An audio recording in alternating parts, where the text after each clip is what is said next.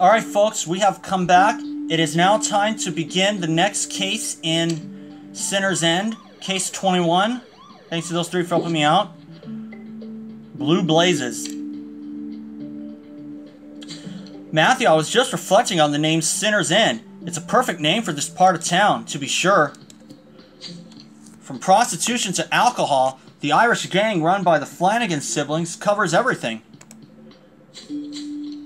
And now there's new trouble brewing. It seems some prostitutes working for the Irish are going missing. We don't have much to go on yet, but we'll keep a close eye on Finlay Flanagan, who's in charge of the prostitution racket.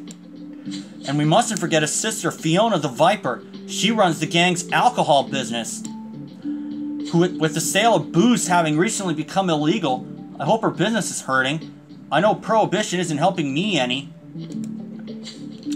We presume the gang is still running moonshine sales, so we posted police officers around town to keep an eye out. But so far, there's... Matthew, great news! We found a truck used by the Irish gang to deliver illegal alcohol. That is good news! Let's go have a look at this truck, Matthew.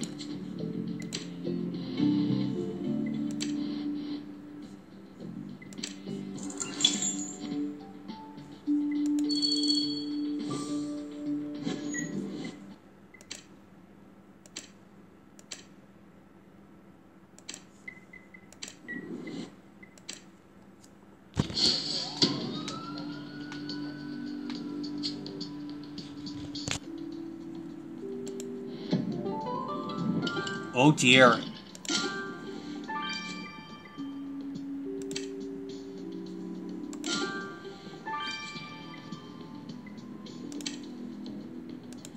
Oh.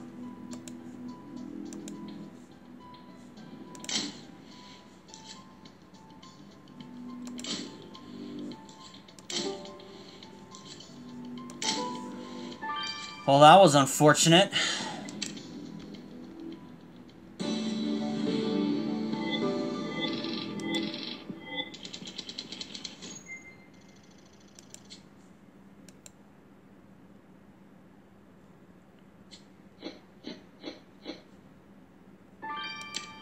No, it didn't work. My goodness, Matthew, that man was burnt alive. After the great fire of New Haven, I'd hoped never to smell that stench again. But you're right. The smell of the victim is mixed with the smell of another type of fume. The victim must have been doused in alcohol. And then the killer murdered him by lighting him on fire. With the body so close to a truck used to haul illegal booze for the Irish gang, do you think this murder could be gang-related? Agreed. There's nothing for it but to look at our clues. This hat was right next to the body and it's been damaged by fire. But what's that footprint on it? You're right. The only person who could have stepped on this hat after the fire is the killer. Perhaps collecting a sample from that footprint will tell us more about them. And what's this faded postcard? I see that it was written by a Mammy O'Neill. Here's hoping that whatever you uncover on this postcard can lead us in the direction of who the victim is.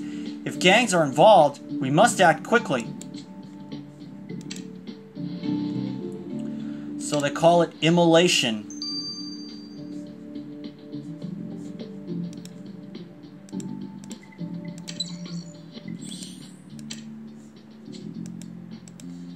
Alright. And I gotta get stars, so sit tight, everybody. Okay, I got myself 9 stars. I think I'll take the cap first, because I'm pretty sure that's gonna be the analysis.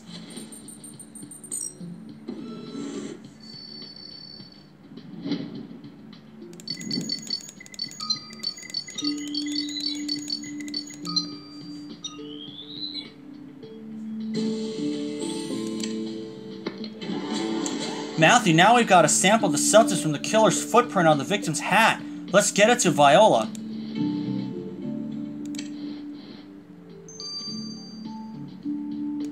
"9 hours. I was right. It was the analysis.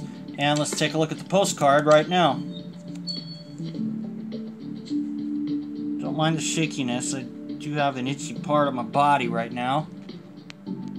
Okay. Looks like I got another energy from someone. So Thank you very much.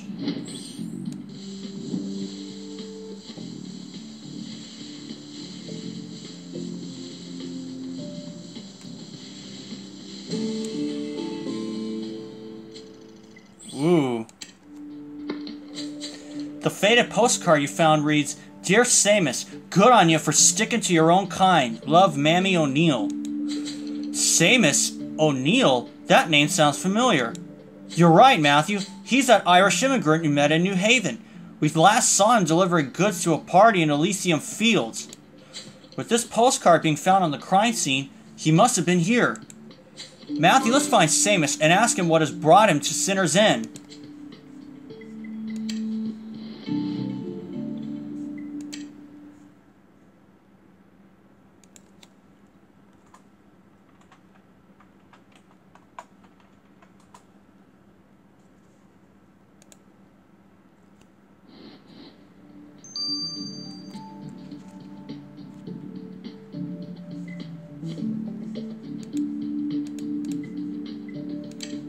Talk to Samus right now.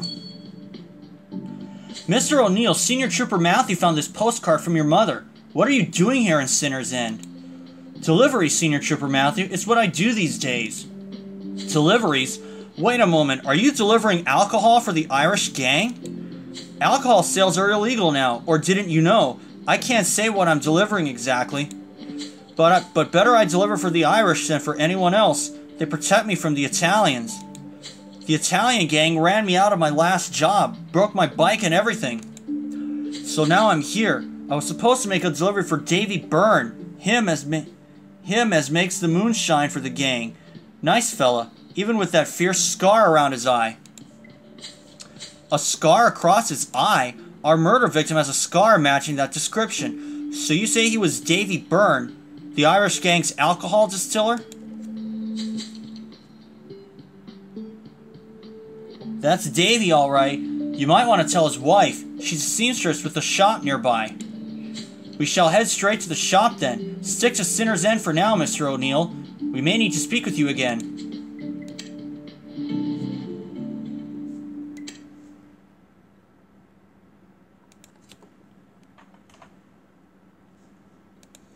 I know the last case I did in Elite Mode was back in Grimsboro, case number 6. Good Cop, Dead Cop, and that will be posted on my channel, but by the time I post this video, it would have already been posted. Case number 6 in Grimsboro in Elite Mode would have been posted.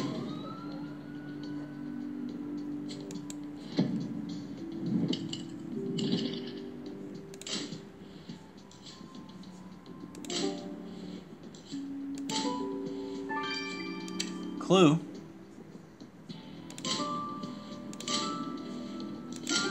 Here we go.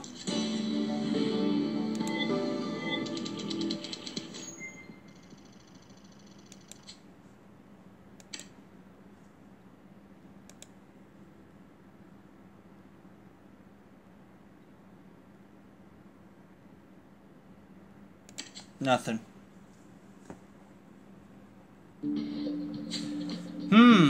The shop is empty, but you did find that cash register.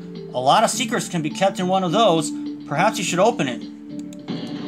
Hey, what are you doing with my cash register? We're with the Concordian Flying Squad and we're investigating a murder.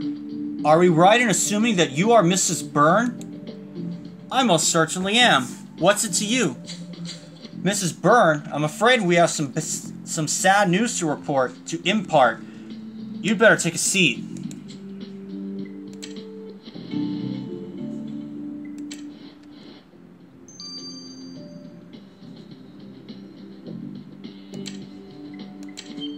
Let's tell her. Mrs. Byrne, we're afraid that your husband was found murdered earlier in the day. Murdered? No, it can't be. It can't. We are sorry for your loss, but... Can I see him? Please? Maybe you've got the wrong fella. Mrs. Byrne, I don't think that you would want to see him in his current state. Is there anything you can... Oh, this is my worst nightmare come true. What'll I do without my Davy? We'll leave you to grieve in peace for now, Mrs. Byrne. but we may require your assistance as the investigation continues.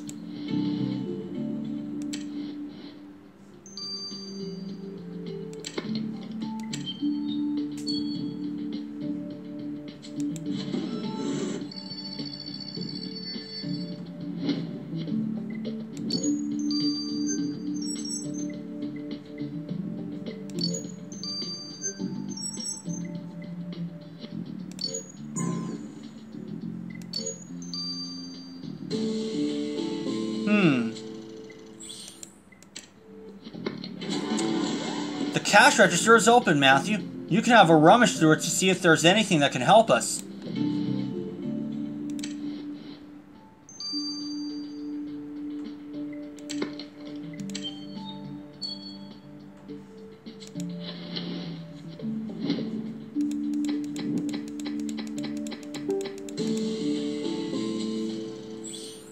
God, I wish I had that kind of money.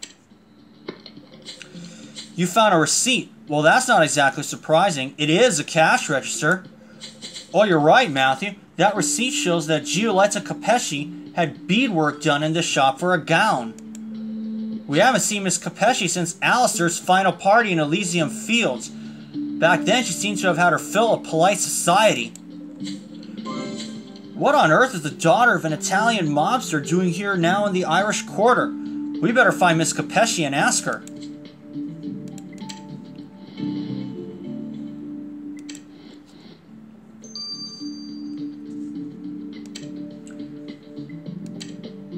Why she's in Sinner's End? Miss Capesci, how surprising it was to find your name on a receipt from a seamstress in Sinner's End. Your family has no love for the Irish. So what? Why must I be judged by who I am relating to for everything I do? Molly Byrne is the best seamstress in Concordia. It's worth risking my life by coming to Sinner's End for her skills. She's that good. Well, so far, the only one whose life was in danger was Molly's husband, Davy. He was found murdered today. And what a coincidence that we find you here today, too. Right after an Irish gang member is killed. Oh, you think I killed him? You're off your head. I'm here for shopping, not murder. Miss Capesci, the fact that you ever came to Sinner's End at all makes you suspect. We'll be keeping an eye on you.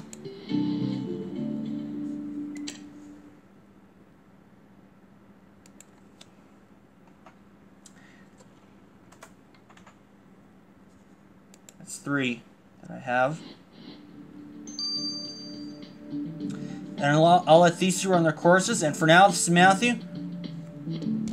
We'll see you then. Alright folks, I've come back. Let's get the results of the brown substance. Matthew, I had a look at the substance you brought me. It's horse pucky. Viola, what a thing to say. Matthew took a totally viable sample from the killer's footprint on the victim's hat. No, I mean that the substance was horse manure. On closer inspection, it did not come from an ordinary horse either. The manure was so nutrient-rich that it could only have belonged to a racehorse. So the killer trailed this nutrient-rich horse manure all the way from a racetrack? We're looking for a killer who goes to the horse races on a regular basis then. Tally-ho!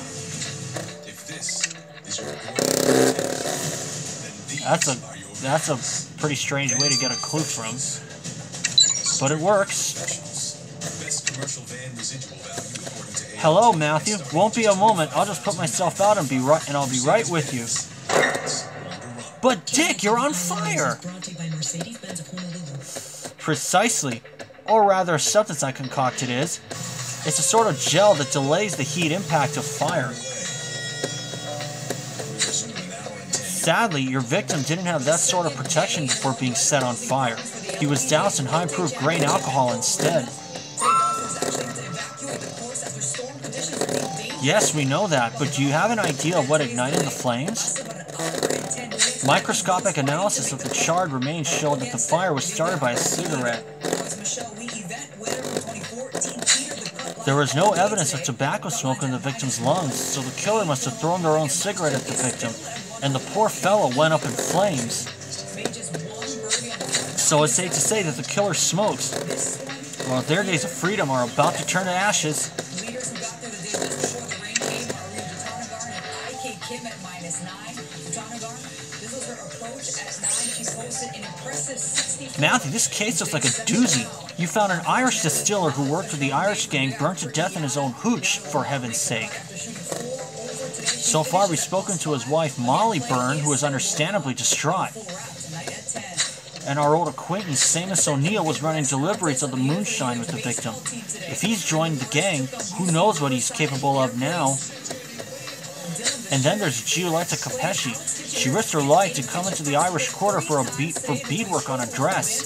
I find that a little much, don't you? And we have no sign of Fiona Flanagan, who's in charge of the Irish alcohol racket, in any of this. Yet. Matthew, come quickly. We found the distillery where the victim made his moonshine.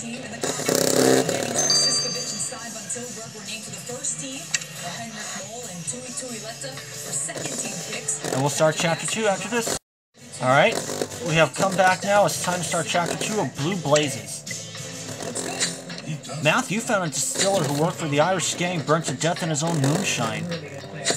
Prohibition doesn't seem to be stopping the gang at all. The only thing it has brought is more trouble. Our old acquaintance Seamus O'Neill was running deliveries of the moonshine with the victim. Even he felt pushed to join the Irish gang.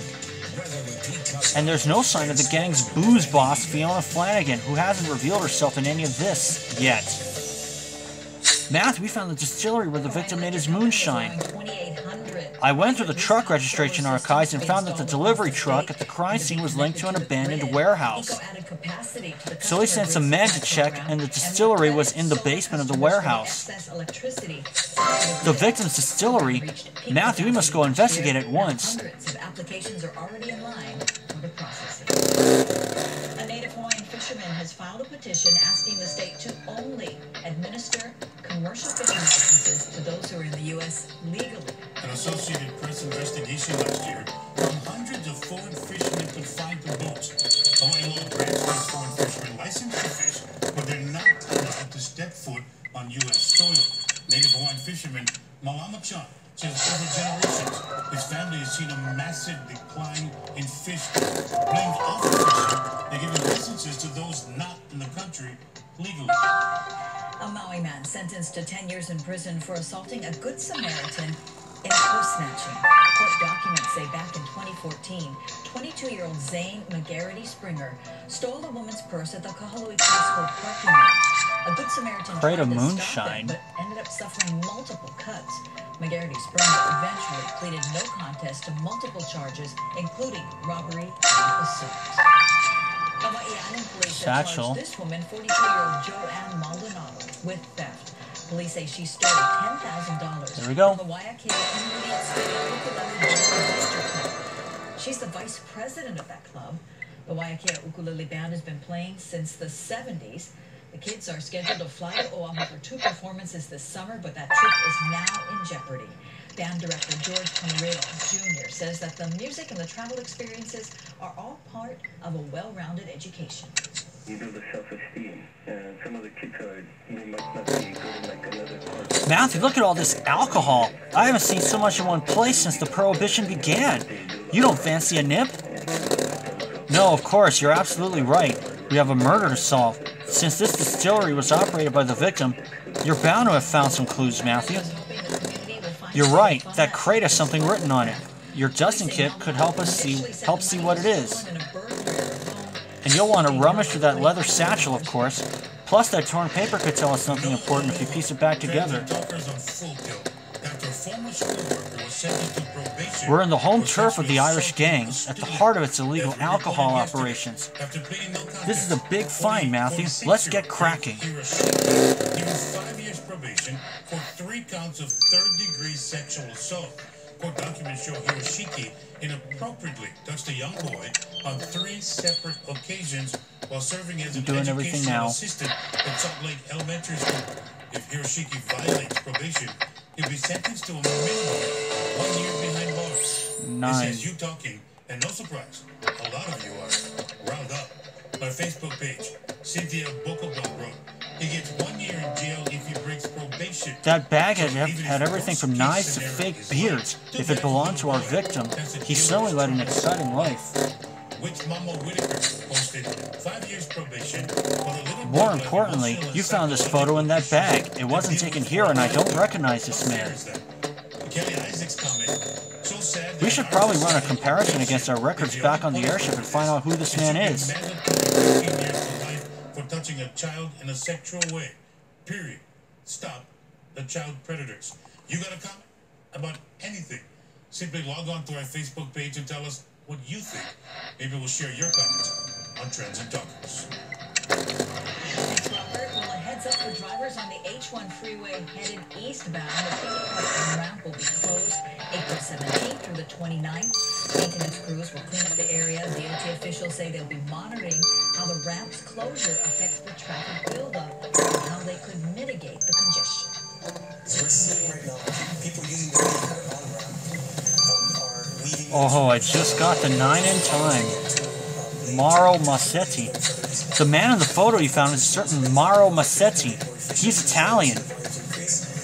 Why would we find a photo of an Italian man in an illegal Irish distillery? We better go ask him. Access the H1 east through the Ward Avenue and North Avenue on-ramps. State officials are asking fishermen on Kauai not to throw fish scraps into the water because a 10-year-old Hawaiian monk seal Why his photo was at the victim's distillery? has returned to the Lihi Canal to feed on those scraps. That's the same monk seal that has already been relocated to avoid interaction. Mr. Massetti, can you explain why Senior Trooper Matthew found a photo of you in an Irish distillery? Risks like fishnets and hooks. No idea. I don't know any Irish ragazzi. Maybe they had the photo because they heard of my bakery. I make the best cannoli in Concordia. You better believe it. It's a real challenge for these animals. And you have no connections to a man named Davy Byrne? We'd like to see No, but I just bet on a horse at the track named Burn in Hell. If I win, I buy another oven. them their space, and that's This is hardly a time for jokes, Mr. Massetti. The man we're talking about was murdered earlier today. Murdered? Marona mia! That's terrible to hear, even though I never knew the guy. Plastics. Well, it remains to be seen if he knew you, Mr. Massetti. We will contact you if we have any further questions. National Monument. Just take a look at this massive pile. Tires, plastic bottles, nets, even car seats were found in the reef and along the beaches at Curie and Midway atolls in the northwest Hawaiian Islands. Most of the debris and plastic originates from Asia, South America, and the mainland U.S. They collected over a 6-year period part of the Marine Debris Mitigation Capital Improvement Project. All the debris was shipped to Rhode Island, where state agencies today called upon the public to reduce, reuse, and recycle. Screw that cap back on the bottle and throw it away. If you're using it, make sure you dispose of it appropriately. It's when the things get into the aloi or they end up All right. out in the bays that's what's then going to make its way up into the That torn paper was a message. You're about to go up in flames, Davy Boyo. Fishing nets and You're right, Matthew. Given how the victim died, this threat was clearly sent to him by the killer. be burned or recycled will be dumped Shrewdly spotted, Matthew. The letters used to spell the threat seem to have been torn from the newspaper. Evie can surely trace their origin. Getting a clearer picture of the population inside that overcrowded jail. The state public safety department says as of January 12 hours? 27th of this year, there were about 1,100 male inmates, 150 females housed at OCCC. Now, it's built to house just 950 inmates. Most are classified as community custody and charged with property crimes. EPA Fiona Flanagan. forecasts the number of male inmates expected to decrease. Matthew, the text on the crate says Fiona Flanagan. We've hit the jackpot. I knew this distillery would lead us to her. A new study shows some methods And why would the Concordian Flying Squad need to be led to me? Researchers surveyed more than 60 Fiona Flanagan, how did you just waltz in here? Speak of the Viper and she shall appear. Perhaps you should tell me what you're doing here. Senior Trooper Matthew will be asking all the questions, Miss Flanagan. Do you have a favorite quote? And you can win $20,000 to help beautify the Meet at the Park contest. Is being About her put ties on to the by victim National and Recreation such. Parks Association and the Miss Flanagan, we know Davy Byrne made moonshine for you and the gang out of this distillery, and today we found him burnt to death. Burnt, you say? Got a match? I need a little nicotine. It's too bad about Davy, but I hope you aren't accusing me of killing him. Why would I do that? Well, he was working for you and your brother, and who knows how you two treat your underlings. If, and I do mean if, Davy Byrne worked for me, I'd be making mad amounts of money. Killing him would be bad for business. During Prohibition, a little hooch goes a long way. A person can turn quite a profit, but only if they have the product. Play innocent all you want, Miss Flanagan, but if Senior Trooper Matthew finds out you profited from his murder, we'll be the ones having the last laugh. And I'll see you guys when the threat is finished. See y'all then.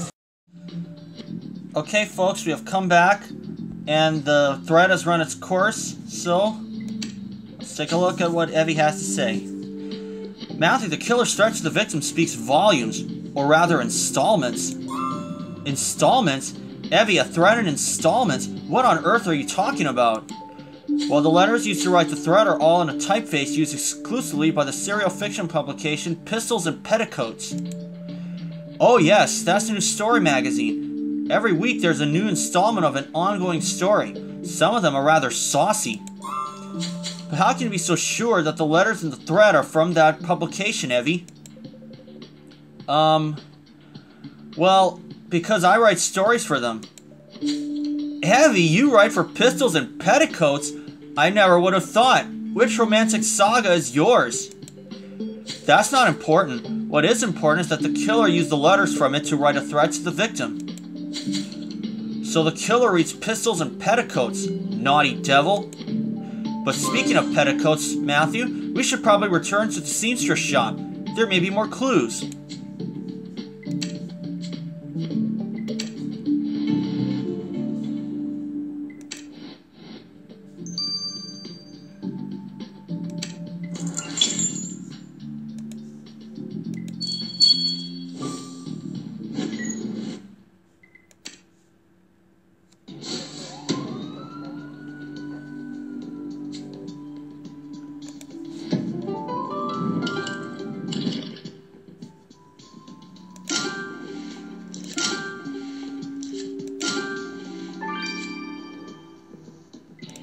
Okay.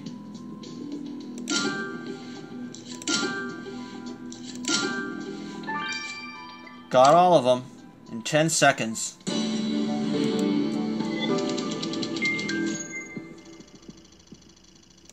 And I also got the first star. It seems like Ace is leading the way at the moment.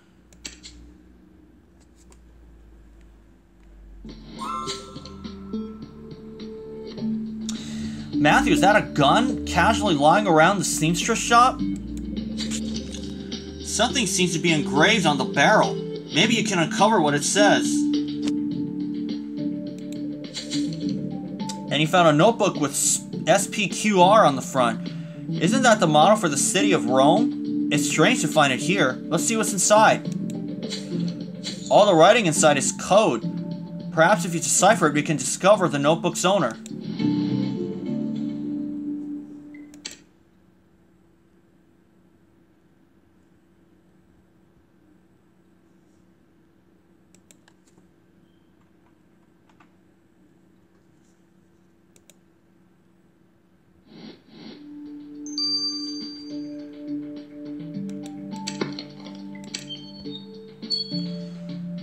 I know this one will be the tedious one.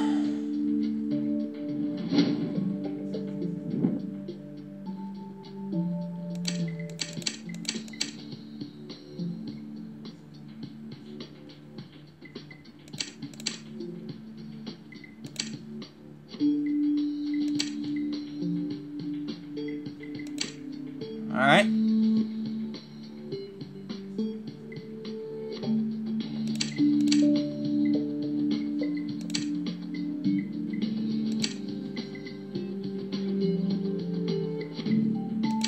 There we go, 38254.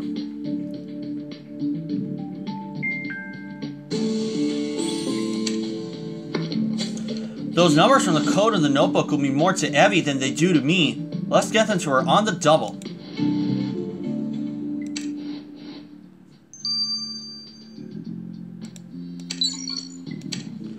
$12. I will get the results tonight. And let's take a look at the gun right now.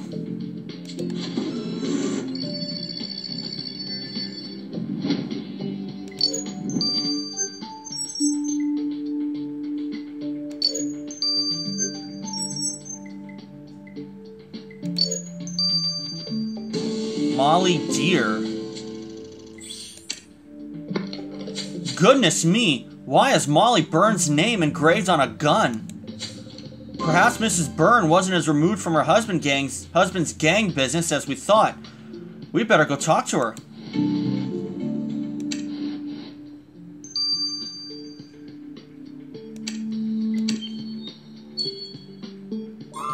Mrs. Byrne, can you explain why Senior Trooper Matthew found a gun with your name on it? That gun was a gift from my Davy. He wanted to be sure I could take care of myself. Do you mean that he wanted you to take care of yourself in the gang? No, I never wanted any of that gang life, and not for Davy either. The day we married, he swore he never put me in harm's way. It was a solemn vow. Instead, he got us caught up with the riffraff. Giving me that gun was the last straw. Davy didn't understand. I never asked for this life, and he doomed me to it. Well, Mrs. Byrne, we hope that you did not kill your husband to save yourself. Yes, let's hope not. I'll let the coded message run its course, and for now, this is Matthew. See you then. Okay, folks, you have come back. Coded message has run its course, so let's get the results there. Matthew, the numbers you deciphered from that fancy Italian notebook took a little while to suss out, but I managed. They correspond to coordinates and times. They do? What sorts of coordinates and times? The times are often in the dead of night, and when I checked the coordinates, I found they led to places where you can buy bootleg alcohol. This appears to be a delivery schedule, probably to get moonshine to the speakeasies. So we have the times and coordinates for the delivery of moonshine, which is an Irish interest, but the code was written in an Italian notebook. I thought it was strange too, so I checked her fingerprints on the notebook, and they matched Giulietta Capesci. So Miss Capesci was sniffing around the Irish alcohol production? This definitely would have put her in our victim's path. Matthew, we must interrogate Miss Capesci straight away. The man suffered severe injuries to his lower right leg. He was taken to the hospital in critical condition.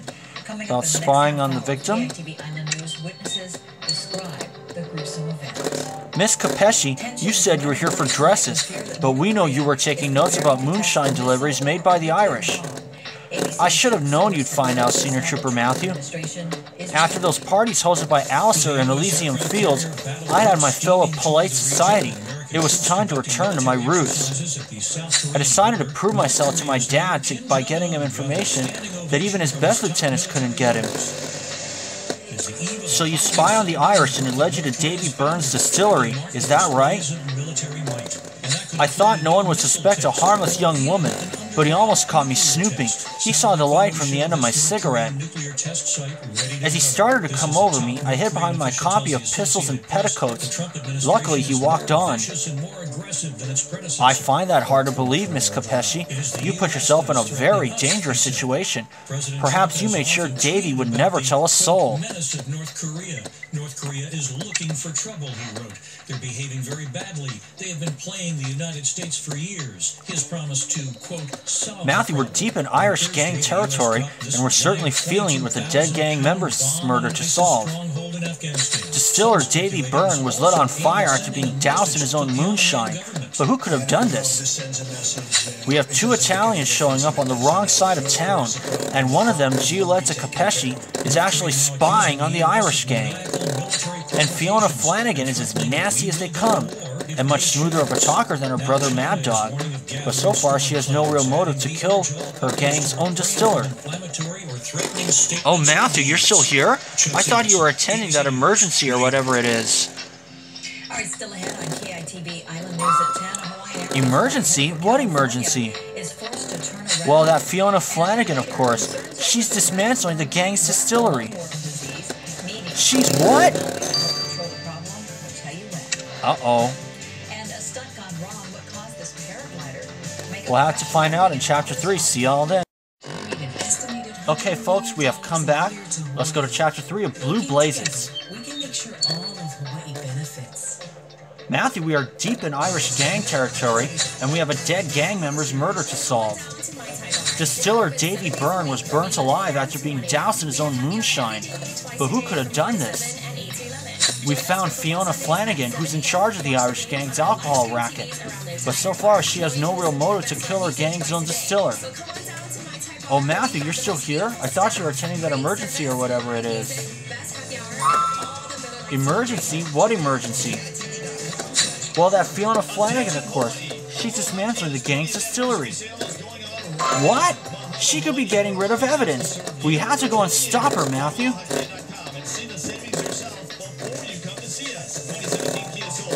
Miss Flanagan, stop right where you are. What? I'm not doing anything. It's not a crime to be here. We know you are trying to take the place apart and abscond with the alcohol. Don't even think of it.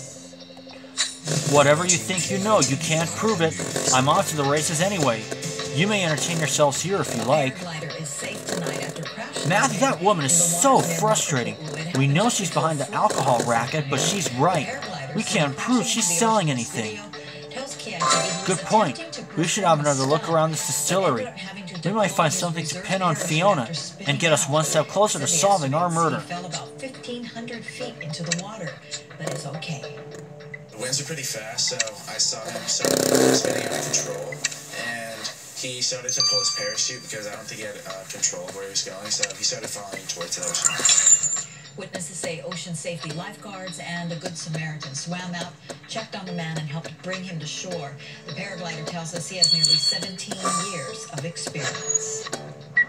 With 6 cases so far this year, there's growing concern on Maui over the rat lungworm disease, and 2 community meetings have been scheduled to talk about safety precautions and vector control. The first will be at the Waikū Community Center on Monday, April 17th. I think this one might be a clue. We'll see. Community Center, that's on Wednesday, April 26th. Both meetings will start at 5 p.m. Now, although the information menacing is note. towards growers, landscapers, and gardeners, the public is welcomed to attend. Chunk of wood. A Hawaiian Airlines flight bound for San Jose tonight turned around because of a mechanical issue. According to the airline, Flight 44 took off from Honolulu at about 1:40 this afternoon. About an hour into the flight, the pilot received an alert about the hydraulic system. As a precaution, the flight was turned around. The plane landed in Honolulu just after 4 o'clock this afternoon. Passengers were put onto other flights. Well, special recognition tonight for a Hawaii Island supermarket. KTA has been approved as a Blue Zones project. The project is a community-led initiative that encourages positive behavior and healthy lifestyles. As part of the project, all KTA locations... Thank goodness we arrived here in time to stop Fiona Flanagan from removing anything, Matthew. You found some clues. That's one of the labels from the moonshine, but somebody wrote a message on it. Davy, you can't stop me from taking what I want. This message sounds very belligerent. Maybe taking a sample from the stain on the label will tell us who wrote it to the victim. And what is this chunk of wood? Why, it has the victim's name on it. Let's take out your dusting kit to see what this is about. And if you think putting this broken watch together will help us move forward, I'm all for it. Matthew, I'm sure we're on the right track. KITV Island News is sponsored by HMSA. Did you know that HMSA provides discounts on fitness and health services statewide? But that's not all. State, city, and county workers, you can choose from 4 plans that fit your budget and healthcare needs. You'll have freedom to choose from thousands of dollars and more peace of mind at home when you travel to Right next to each other. Excellent work. You have a sample of the stain on that aggressive note. This is a job for the microscope, Matthew. Popcorn is the perfect treat. From hanging out with the family to watching the game with friends, Primo Popcorn has the flavors that delight. Enjoy a sweet island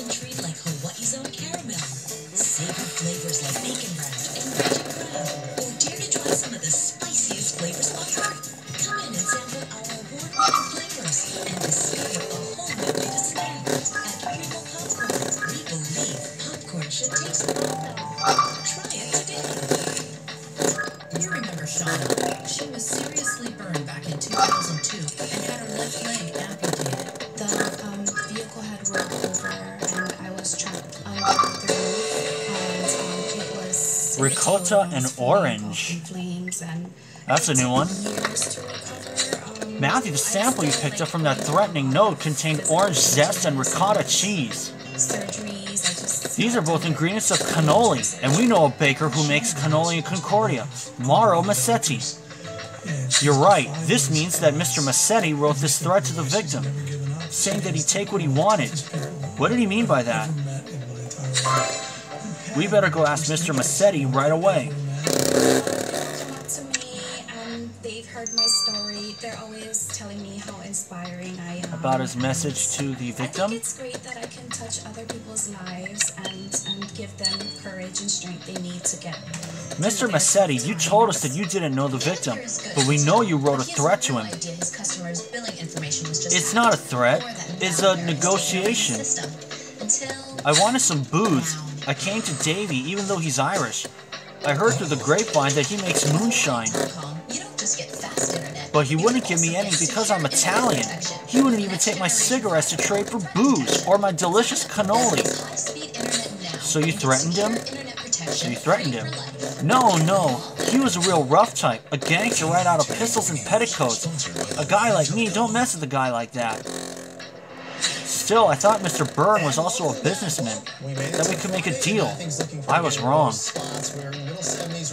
Well, Mr. Massetti, I hope for your sake that all these so-called negotiations didn't end in murder. 65 the dew points, humidity a little higher than and winds are calm, so a little bit sticky out there. Not as bad as we've seen in some nights, but maybe a little bit warmer, a little bit more humid than we'd like. But things are slowly cooling down. A couple of scattered light showers, not a whole lot. We're starting to get back into that trade wind pattern, and that's going to be the transition heading into the weekend. It's going to be light trade winds, but we're going to start to get them back late Saturday and into Sunday. Let's go and take a look at some trade showers right now developing off to our west, so our east rather. We're watching some of these scattered showers right here, and they're trying to move towards our office. So there's some of those scattered rain showers trying to push our way. Right now we've got a couple Five of only. rains that moved on through.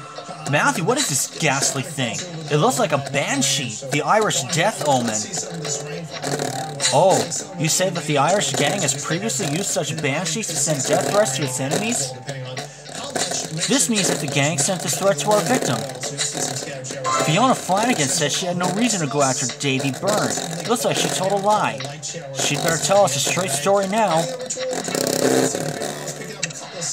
Showers through the night, windward sections of the Big Island, quite relatively About her threat to the victim? Saturday, a couple of trade showers in the morning, but for the most part, relatively dry. You can see a couple of Gang's up, Miss Flanagan. We know you wanted the victim dead. You sent him a banshee. Interesting. It would appear that you know your Irish symbolism. But if I did send that banshee, it's because Davy brought it on himself. He shouldn't have tried to cheat me out of money. So you admit that Davy was illegally making moonshine for you. What? Did he start selling some on the side? I'm admitting to nothing, but Davy should have known better than to anger people like me. I'm not a damsel out of pistols and petticoats. Anyway, someone got to him before the gang did. Doesn't matter to me though, as long as he isn't cheating me out of money to cover his wife's horse racing debts anymore. You're bold as brass stating such a clear motive, Miss Flanagan, but saying you didn't kill him doesn't make it so.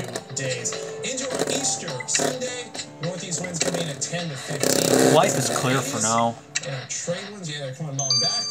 Buddy's happy about that. I think we're all happy about that. So looking at a good weekend. We're going to talk more about your surf forecast and ground mile forecast. Got two swells we're tracking. We got that coming up a little bit. Buddy was jumping to joy. He's excited. Yeah. Right. Getting usable energy from the sun through solar panels isn't new, but using it at night is. That's right. Stephanie Elam shows us 24 hours a day thanks to Tesla's new solar battery system. Matthew, judging by those initials, this pocket watch belonged to our victim, but look at that blood on it. Did that blood belong to the victim? We better get this watch to Viola so that she can analyze it. Beaches, tropical delights, and stunning sunsets. But back to the sun. Hawaii gets a lot of it. On the island of Kauai, they have found a way to use 9 hours. I'll see you guys tomorrow for that result. So for now, this is Matthew. See ya then. Okay, folks, we have come back. Let's get the results of the Victims Watch right now. Oh, gosh. Hello, Matthew. How do you like my new wig? I'm wearing it to an audition for a new play tonight. You look lovely, Viola, but have you had a look on the victim's pocket, at the victim's pocket watch? Was it his blood on it? I used the DNA machine to check the blood against the victims, but it did not match. However, I did discover that the blood belonged to another man with light hair. A man with light hair? That could very well be Seamus O'Neill. But how would his blood end up on the victim's pocket watch? We better track down Mr. O'Neill and ask him.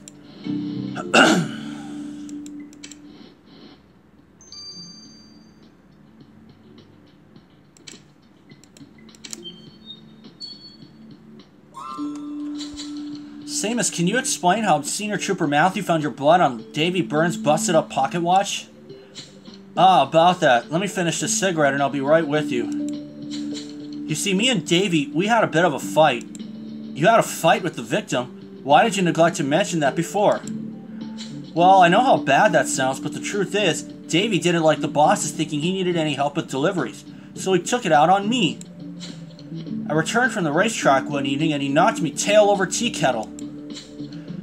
I may read pistols and petticoats, but I do know how to fight. I just took most of the hits so I wouldn't get in trouble with the bosses. And yet there's barely a scratch on you while Davy Byrne was burnt to death. We'll see just how far your bad blood went. Count on it.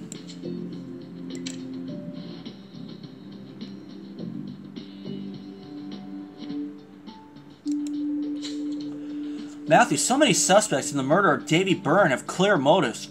Who could have set him aflame? Fiona Flanagan threatened him with death for cheating her out of money. And he also had conflicts with Seamus O'Neill and Mauro Massetti, neither of whom he wanted around. But is that enough of a motive for murder? You're right, Matthew. If we'll find answers anywhere, it'll be at the crime scene. Let's go.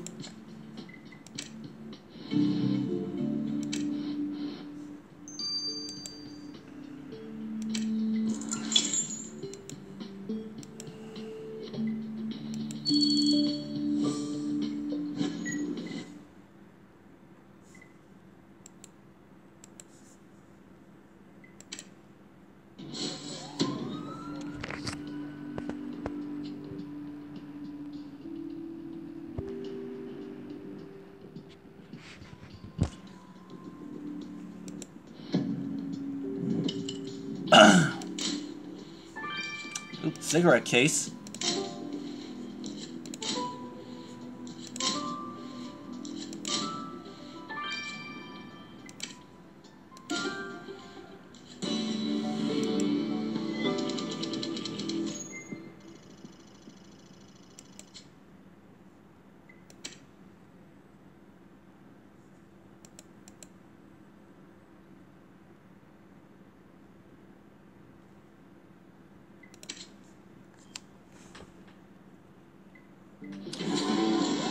Matthew, this cigarette case has burn marks on it. It looks as though it was dropped here during the murder. Since we know the killer smokes, they must have dropped the case here. A sample of those particles from the cigarette case could lead us straight to the murderer. And there could be something in that rubbish bin. You're right. Dig in. We're closing in on the killer now. I can feel it.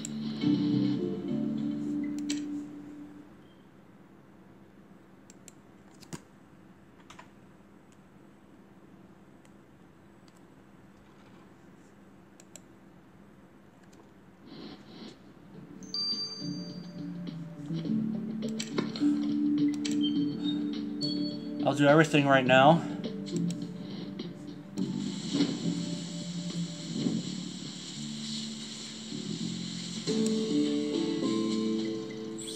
Odd particles. You have a sample of those strange particles from the killer's cigarette case. Excellent. Viola needs to examine it straight away.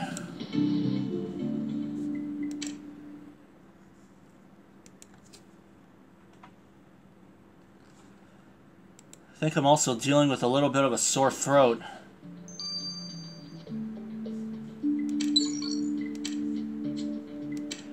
It's 9:09 right now, so I'll get the results a little after midnight. Maybe I'll speed it up, but we'll see.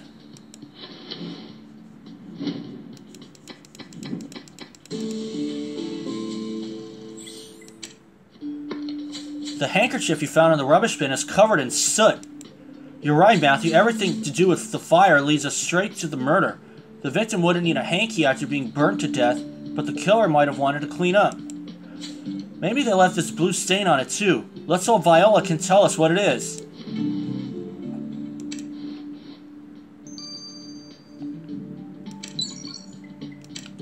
That'll do. I'll see you guys when both of these are done. Alright, both things have run their courses. I could have done it last night, but unfortunately I was pretty sick with body aches and a cough. And I still have the cough right now. But let's see what I can do to get it over with. Matthew, once again you have called upon my services, and once again I shall not fail you. The fibers you collected from the killer's cigarette case turn out to be boiled wool. Other than being stinky, what does the boiled wool tell us? Well, boiled wool is used in a variety of ways, but most commonly in hat making, so I'll wager that your killer wears a hat. So the killer has visited a haberdasher. That will narrow down the list of suspects.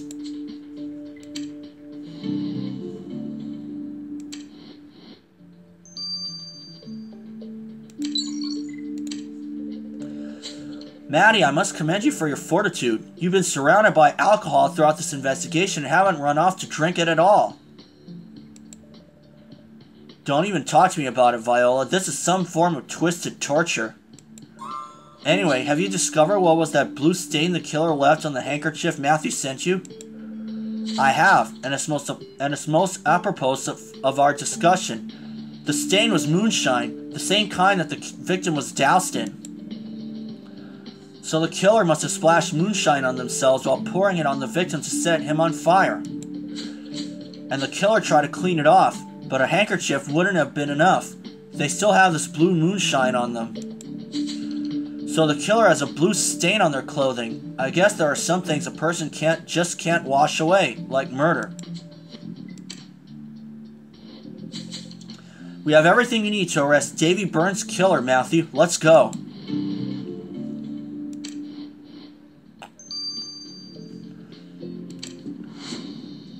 Snot Capeshi.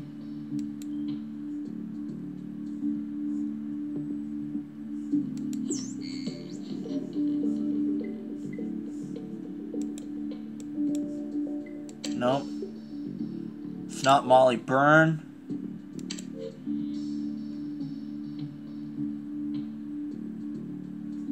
It's Mauro Massetti.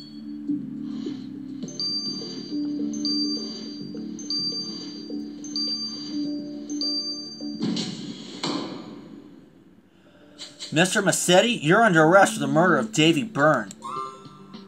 Why would I murder that guy? I don't know. Why did Senior Trooper Matthew find your cigarette case on the crime scene with fibers from your hat? You're grabbing at fibers here. I'm guilty of nothing. Then why send the victim a threat cut out of pistols and petticoats? You think a baker has time to cut out little letters with some stupid stories and make a note? I don't even have time to relax with a drink. Well, you got plenty of the victim's moonshine on yourself when you doused him in it and set him on fire. Bene, I did kill him. The Irish thief owed me money. Owed you money? For what? You told us earlier that Davy refused to enter into any deals with you. He refused to acknowledge me now that he was rolling in dough, but when I first knew him, he'd only just come to Concordia and he was nothing, a nobody. He borrowed some money from me all those years ago and didn't mind me being Italian back then. He promised to repay me once he got on his own 2 feet. But when I heard that Davy had started doing good for himself and came to collect, he wanted nothing to do with me. So one day I said basta. I took him by surprise in the street and got payment in full. And you'll have to pay with jail time, Mr. Massetti. You're under arrest. Mr. Massetti, you are before this court charged with the murder of Davy Byrne, a known bootlegger. You set him on fire with his own moonshine, is that correct? Yes, Your Honor, but he wouldn't pay me with what he owed me. You could have taken your concern before the law and justice would have been served. Instead, now you'll be going to jail for your heinous actions. This court hereby sentences you to 25 years in Stonewall Prison. But my bakery, who will make the best cannoli in Concordia? I'll never understand criminals, Matthew. Why kill people when the law is around to help with any disagreements? Disagreements over money often end badly, but I'm still surprised that the Irish gang didn't kill Davy Burns since he was cheating with them too. And speaking of the gang, I do hope that we can put an end to all of this illegal Irish moonshine. We can't allow that distillery to remain open. Never fear, Judge Lawson. Senior Trooper Matthew... Oh, well. Shoot. Oh, well. Got it.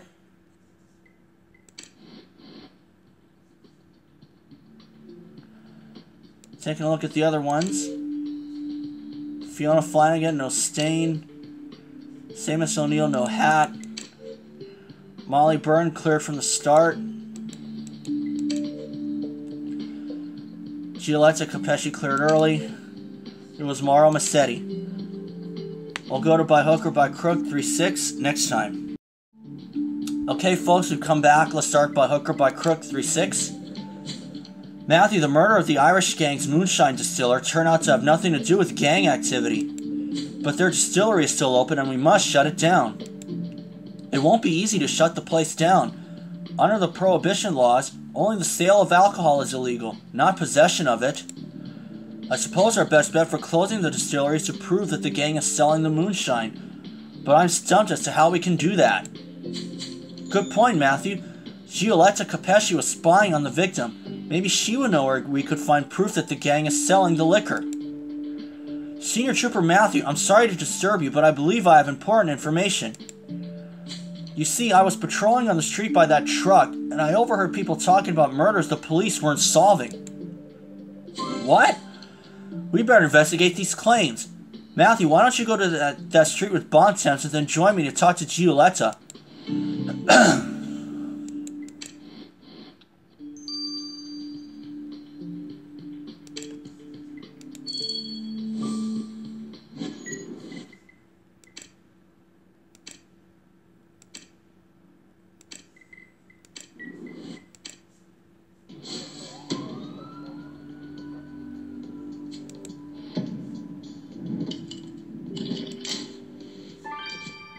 Newspaper.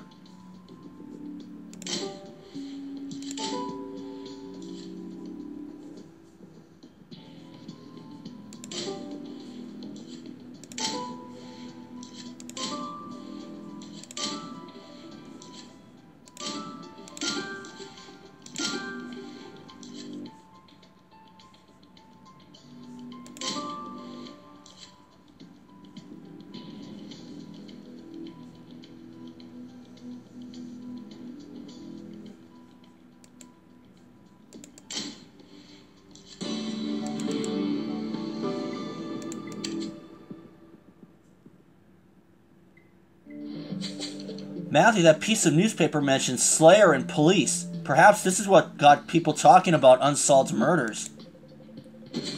You're right, Matthew. We need to find out more. Can you uncover the rest of the headline?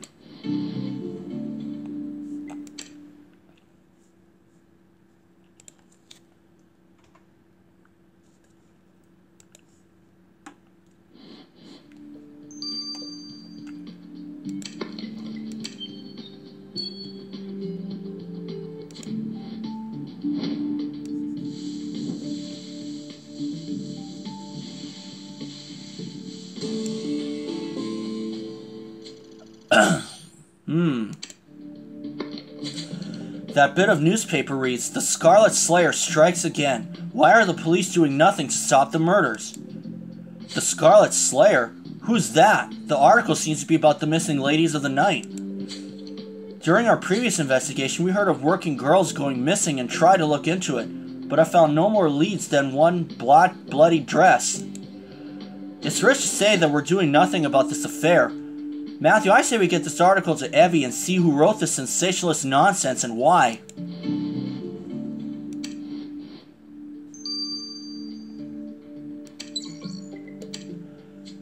I'll be surprised if that's Catherine Wolfe who wrote that. Miss Capesci, we know by your own admission that you've been spying on the Irish gang. You should be thankful someone is, frankly. As a matter of fact, we are curious about what you've learned. We're looking for proof that will help us close down the distillery operated by Davy Byrne for the gang. Oh, I'd be only too happy to help with that, Senior Trooper Matthew. You need to go to the distillery and look for a certain clock. A clock? What on earth does that have to do with moonshine? There's a hidden compartment. I've seen them hide documents inside. I'll come along and help you if you like. Fine, Miss Capesci. I suppose we're on the same side for once. Let us make our way to the distillery and look for that clock.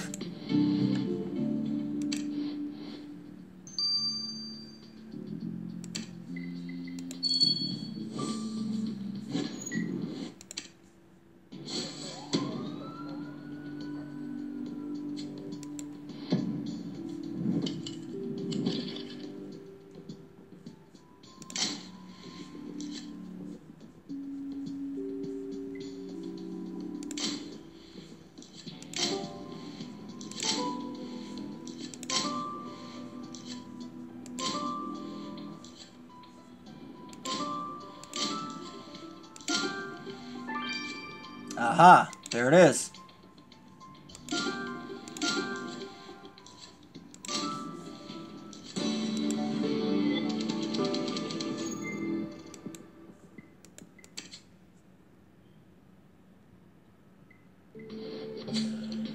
Senior Trooper Matthew, this is the mantelpiece clock I told you about. If you unlock the secret compartment, you'll find the Irish Gang's documents. Excellent, then we'll crack the lock straight away.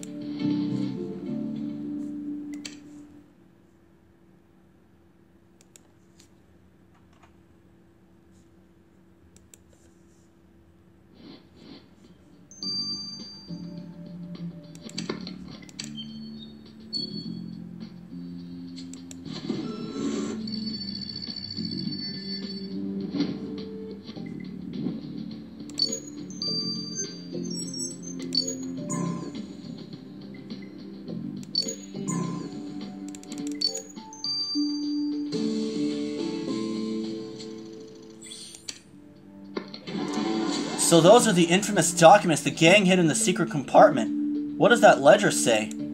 Just open it and you'll see that I was right about it being useful to you, Senior Trooper Matthew. Sure enough. Look, the ledger says monthly sales, and it lists various moonshine deliveries. Now that you have this proof, you can shut down this distillery, Senior Trooper Matthew. Now wait a moment. What's going on here? What's this talk of shutting the distillery down? You? I've seen you before. You're the delivery guy for the Irish Gang.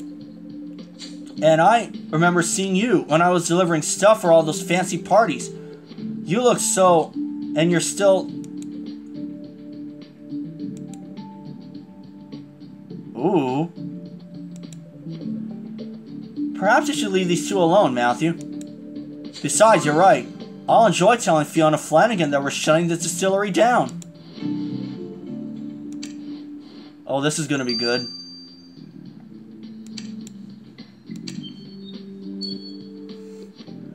Miss Flanagan, the cat is out of the bag. We've got proof that your gang was selling moonshine from the distillery operated by Davy Byrne. Do you now? Well, my name isn't on those documents, so what are you doing here? We just thought we'd let you know that we're closing this distillery and confiscating everything in it. You're doing what?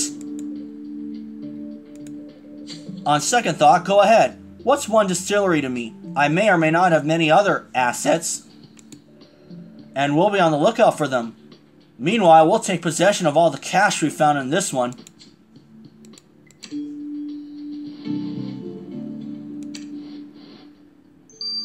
I'll let the article run its course, and for now, this is Matthew. See you then. Okay, folks, we have come back. Let's get the results of the newspaper article. Evie, so have you had a look at that article about the police not investigating the disappearances of prostitutes?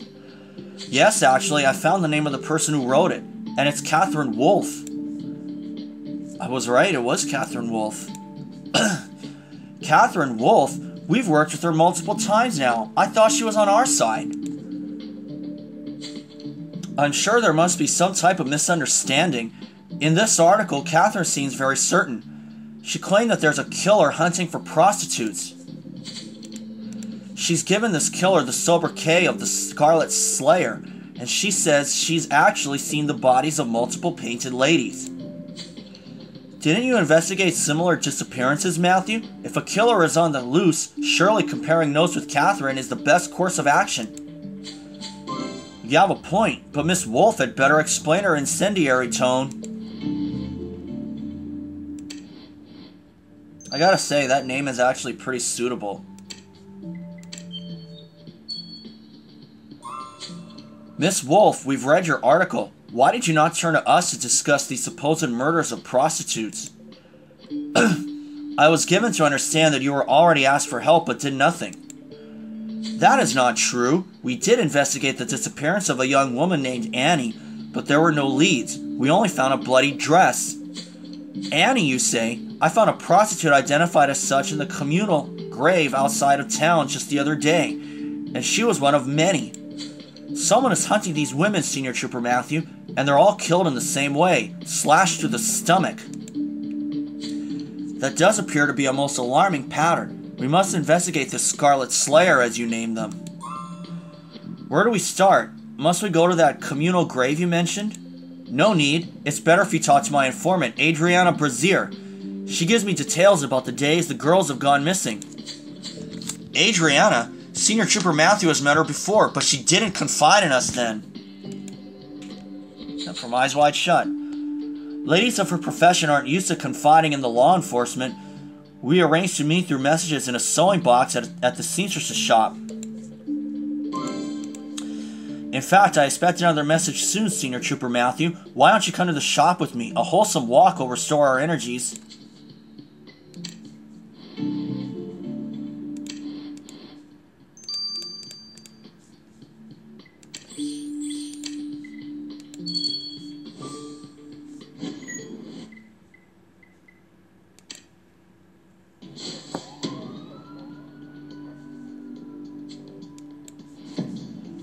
And it is going to be a while before I do another case in Elite Mode in Pacific Bay. I also want to be over this cough that I'm under.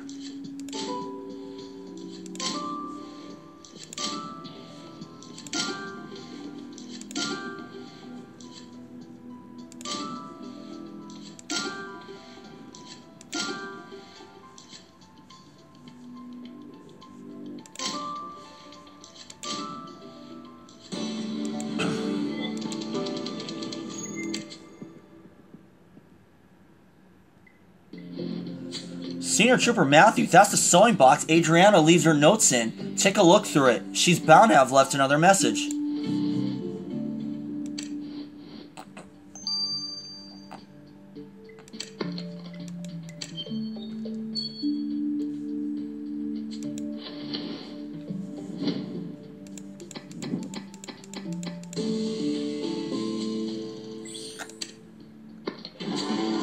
You found the message, Senior Trooper Matthew. It looks like Adriana wants to meet me at the corner of Monk and Vine at 9:30. Hopefully Adriana will have some fresh information regarding the Scarlet Slayer.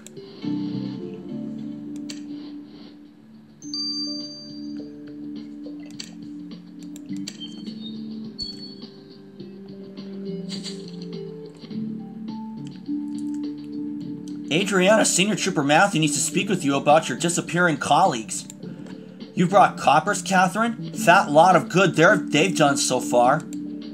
Senior Trooper Matthew wants to help. You should tell us everything you know about the murders and whoever might be behind them. It's as bad as ever. More girls go missing every day, and we know those who disappear end up dead.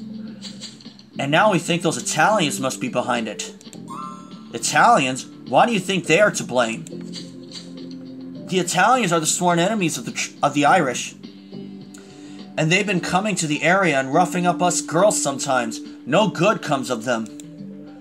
I've told you all I can, Senior Trooper Matthew. I have to go. I hope I survive to see another sunrise.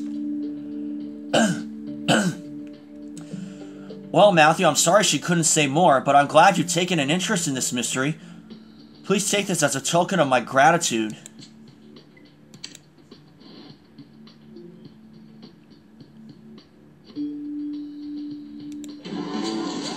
Well, Matthew, shutting down that distillery is one strike against the Irish gang.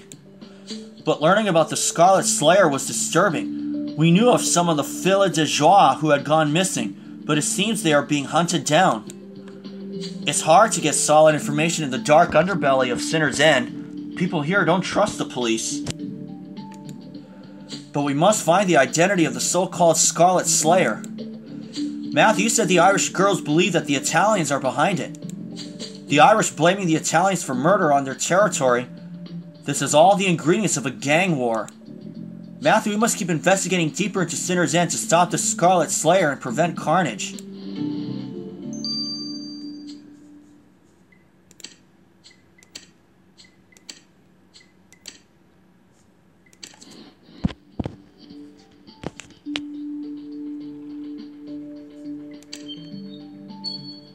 Finger got in the way briefly. But I can guarantee you I will not be doing a Elite Mode case this week because I am trying to get over my cold. I had body ache Sunday, I had body ache Saturday, and a cough that is still lingering.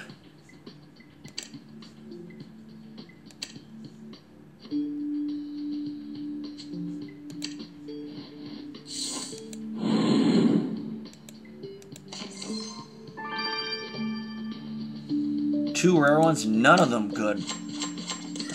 None of them stickers I didn't have.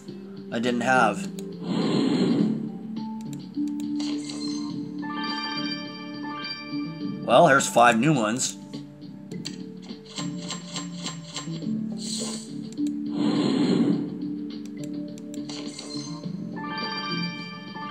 Another 5 new ones.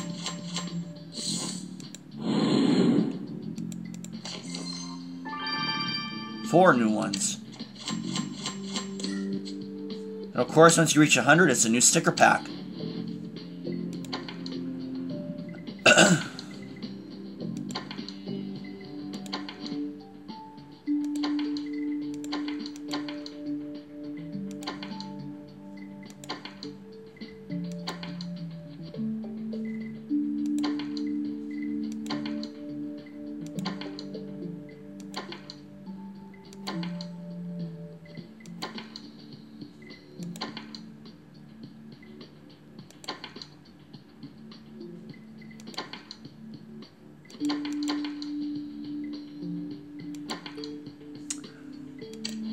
That's gonna do. I'll see you guys on April 20th when the next case comes out. And there was the brooch. See you guys on April 20th. For now, this is Matthew. Thanks for watching.